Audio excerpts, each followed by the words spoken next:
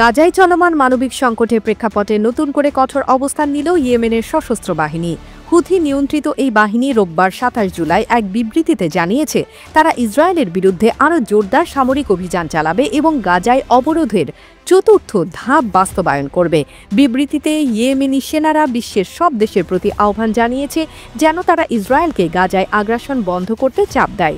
তারা বলেছে গাজায় ভয়াবহ গণহত্যা চলার প্রেক্ষিতে ইয়েমেন গভীর ধর্মীয়, নৈতিক ও মানবিক দায়বদ্ধতা অনুভব করছে সেই নিপীড়িত জনগণের জন্য যারা প্রতিদিন আকাশ, স্থল ও সমুদ্রপথে নিরবিচ্ছিন্ন হত্যাকাণ্ডের শিকার হচ্ছে।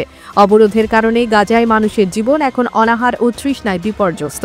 এই পরিস্থিতিতে ইয়েমেনি বাহিনী আরও শক্তিশালী সামরিক অভিযান চালানোর ঘোষণা দিয়েছে। তারা জানিয়েছে ইসরায়েলি বন্দরের সঙ্গে সংশ্লিষ্ট যে কোনো কোম্পানির জাহাজ ইয়েমেনি বাহিনী সক্ষমতার মধ্যে থাকে বা তাদের এলাকা থেকে প্রবেশ করে তাহলে তার লক্ষ্যবস্তুতে পরিণত হবে।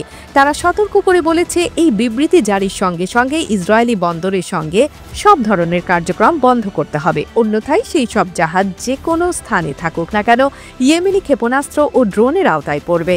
ইয়েমেনি বাহিনী গাজায় চলমান সংঘাতের নিন্দা জানিয়েছে ও আরব, ইসলামী ও আন্তর্জাতিক সমাজের লজ্জাজনক নীরবতাকেই এই জন্য দায়ী করেছে। উল্লেখ্য, গাজায় সংঘাত শুরুর পর থেকে ইয়েমেনি সশস্ত্র বাহিনী ইসরায়েলে গামী জাহাজে হামলা চালিয়েছে, ক্ষেপণাস্ত্র ও ড্রোন ব্যবহার করে দখলকৃত ফিলিস্তিনের অভ্যন্তরে গভীর লক্ষ্যবস্তুতে আঘাত এনেছে। এই পরিস্থিতি যেন এক নতুন উত্তেজনার পথে এগোচ্ছে। AB news desk report.